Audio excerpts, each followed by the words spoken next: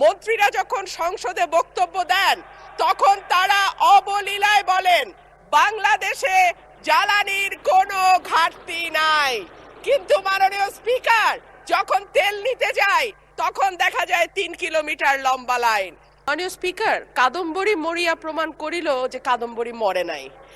আমাদের তেলের দাম শেষমেশ বৃদ্ধি হইল মাননীয় স্পিকার, কিন্তু তার আগে আমরা দেখলাম কয়েক কিলোমিটার জুড়ে লম্বা লাইন।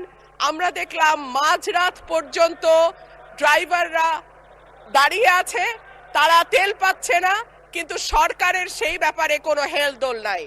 আশ্চর্য হয়ে লক্ষ্য করলাম মাননীয় স্পিকার, মন্ত্রীরা যখন সংসদে বক্তব্য দেন তখন তারা অবলীলায় বলেন বাংলাদেশে জ্বালানির কোনো ঘাটতি নাই, কিন্তু মাননীয় স্পিকার যখন তেল নিতে যায় তখন দেখা যায় 3 কিলোমিটার লম্বা লাইন। মাননীয় স্পিকার, সরকার সম্ভবত কিছু পদক্ষেপ গ্রহণ করবার ঘোষণা দিয়েছে। তার একটা হচ্ছে মার্কেট প্লেস 7টা বাজে বন্ধ করে দেয়া। চমৎকার সিদ্ধান্ত মাননীয় স্পিকার, তবে মনে রাখতে হবে কেনা কাটা বা শপিং যেটুকু হয় সেটুকু সন্ধ্যার পরেই হয়, তার আগে হয় না।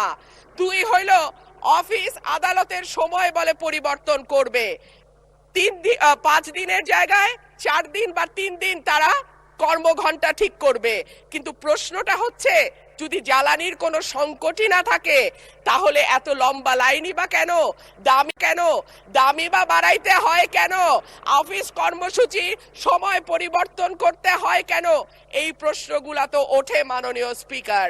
মাননীয় স্পিকার, আপনার মাধ্যমে এই সংসদের কাছে আমি জানতে চাই, জ্বালানি মন্ত্রীরা যখন গণমাধ্যমে কথা বলেন তখন মনে হয় বাংলাদেশে আল্লাহর রহমতে কোনো সংকট নাই। ওনারা যদি পরিষ্কার করে বলেন বাংলাদেশে বর্তমানে কত দিনের অকটেন ডিজেলের মজুদ আছে, কতদিন চলতে পারবে, পাম্পগুলো কেন পর্যাপ্ত পরিমাণ তেল পায় না, তেলের মজুদদারি। ধন্যবাদ মাননীয় সদস্য।